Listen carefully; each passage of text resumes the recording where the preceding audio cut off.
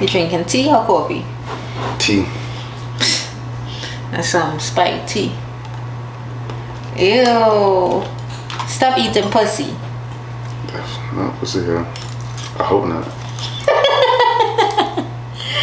Hey guys, welcome to the Odie Podcast. I'm Max. I am Trill. Yeah, what he said. And tonight we are gonna be talking to you about Namaste. Namaste your ass, my bitch. Okay.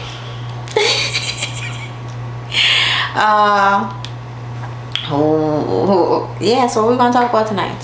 How these trifling ass hoes don't know how to stop fuck sleeping around and goddamn blaming niggas for all they goddamn problems.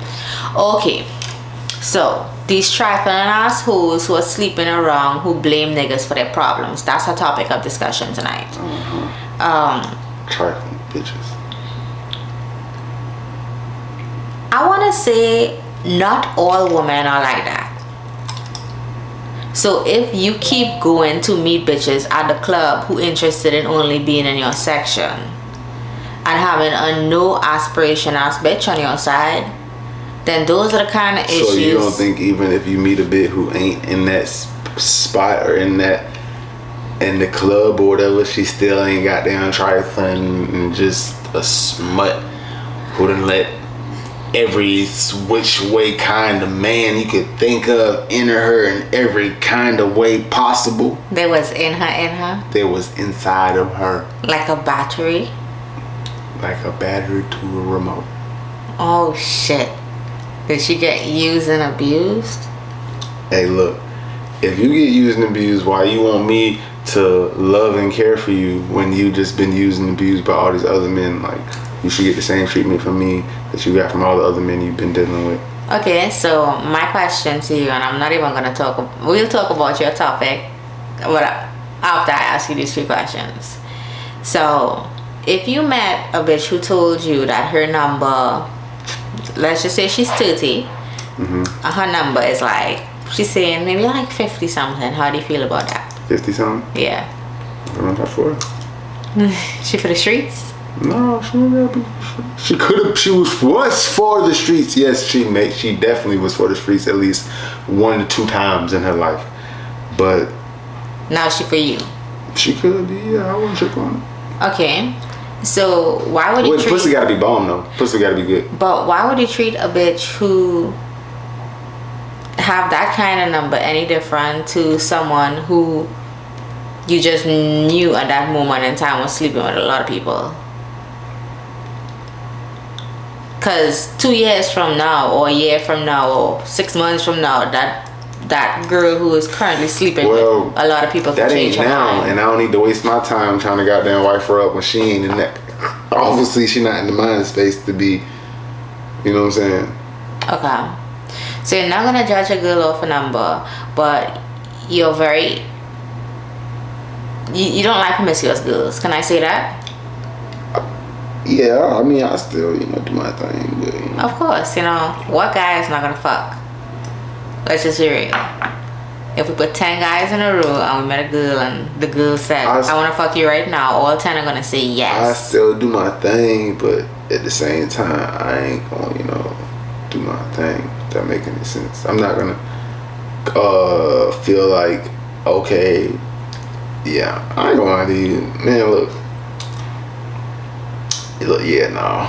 Okay. Female gotta seem like you literally have to do some shit. Like, I would say I was so young to not have so much when I first met, you know what I'm saying? But it's like, if I had a lot, like, let's say I had like my own like house, let's say a own house type shit, like, and like I met a female and she came over my shit and chilled me, and these females be wanting to spend the night over motherfucking shit, like, I know you know that, like, they be wanting to spend the night over motherfucking shit, right? So goddamn, they gonna spend the night over your shit. Shawty, at least if you gonna spend the night over my shit, goddamn, pick something up. Dude, that won't make me look at you like, but you goddamn coming over here just like. So I'm gonna ask you, You want to talk about the promiscuous females who decide to blame niggas for their life issues. They do, because they don't got, they be like, these niggas ain't shit, and they don't do this. Yeah, but I mean, if you're dating someone. What do you do? Yeah, if you're dating someone who doesn't bring anything to the table, and let's take money aside from it for the female. You know, even her as a female wanting to straighten up the house, maybe cook dinner every now and then if she's not great at it. Supporting you as best as she could, you know, being your piece, not a problem. Sounds like a team player right there. Sounds like a team player, right? Yeah. But you get her on the team, coach. Oh God.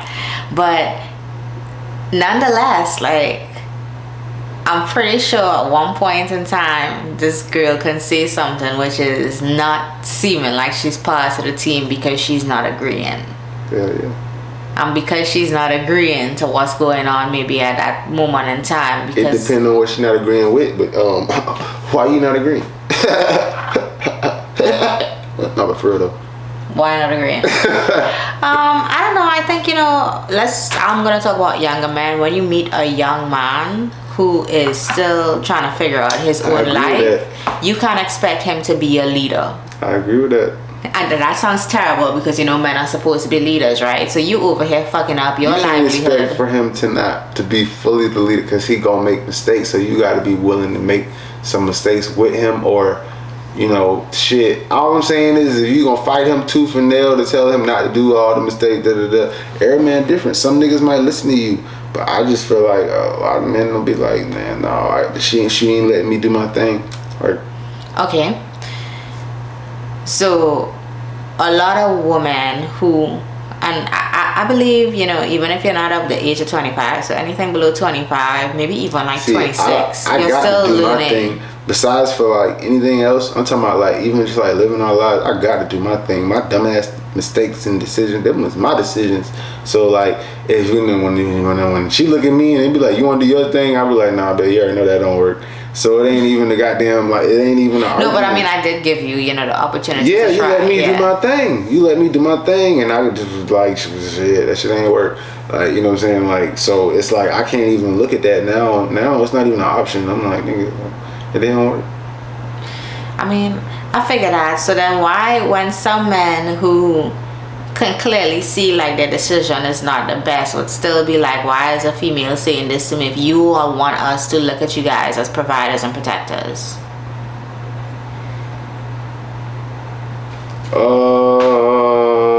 Our relationship is definitely different because I agree with women want men to be providers and protectors, but and nowadays this is a new world, a new generation, and you don't necessarily need me to be a like complete provider.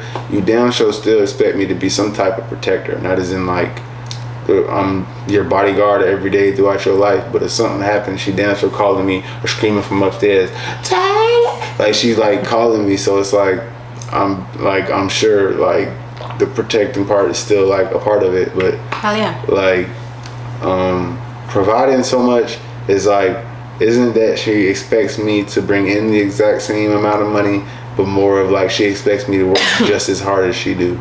I feel like that's how she look at it, not like, oh nigga, you better. Oh yeah, I'm a big team player, you know, every piece counts, so we gonna make a whole with what we have. Wait, let me finish my point. But what I'm saying was like what you were saying, like with the roles and shit. Because there are some women who honestly.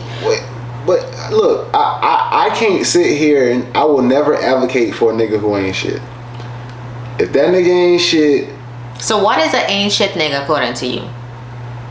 Because you're a guy, so maybe, you know, my perspective of what an ain't shit nigga may be different to yours. You already know the first nigga to pop up in my head, nigga who can't take care of his children or won't take care of his children. Goddamn. Once you have a child, you got duties and obligations. I ain't trying to. Let's take children out of play because. Out of play? Hold up. Because I feel as a woman, I am a child. I'm your child, but you better take care of me. Oh my God. You better take care of me. Yes. Well, she be having shit in her head, and I don't be hearing this shit. No, I mean this is not in my head because remember once. No, it's fine. I've heard you say this. I think once before. No, I've said this a few times. Like, okay. I don't. Not probably. Okay, so look. for those of you guys who don't know, we do have a kid together. She's 2 years old. You gotta see how that. Understand that.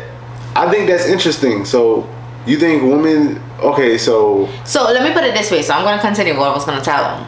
So when he became a dad, he was 100% making sure, like, no matter what, ends will meet in every form or fashion that is necessary, because he's gonna make that happen. But without a child being in a picture, why would I still not have to still have that safety surrounding making sure that I have a home, making sure I don't have to worry about certain issues that you wouldn't worry about because you have a child, because I'm not for you to take care of? Because that's how I looked at it. Like, you need to also be responsible to a certain extent to take care of your woman. And I'm a team player, so I'm not saying make all the money, do all this. What happened to feminism and you? Be my woman own? is equal and all this. How you won't be equal, but then still say you still want to be my child and I take care of you? You better take care of me. Hold on. What you mean? That shit, no. Do you realize that? Hold up. Oh my God. Okay, so look. No, wait. There was a Fresh and Fit episode where somebody tried to say, well, not necessarily like children, but like children. Like, you have to watch your woman. Yeah, or whatever. Watch them like children? Yeah. I mean, I don't want you to watch me like that. You want me to watch you like a child, but you want me to treat you like a child? No. Look. What's going on? I'm confused. Okay. So there was really a point in time where I looked at you and I'm like, I need money for this or I need money for that. You know, we always worked together. We always had jobs. We did what we needed to. But I also believe that as much as I can bring to the table, I still want to feel like you're going to do just as much as you would do without having children, to take care and make sure that we have the necessities of life.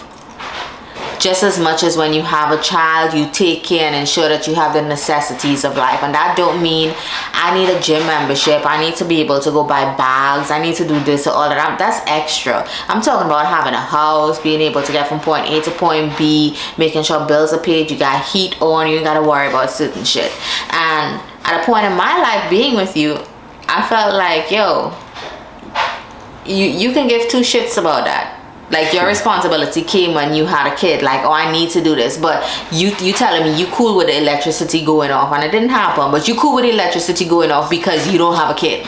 So you this straight. Well, what about me? Who's gonna care for me if you're not gonna care for me to that extent? I care for you when you birth my child. Oh my God. But she pooped that motherfucker out. I said, oh Lord, Jesus bless her soul. Oh my God. Jesus bless her soul. She will be blessed for life.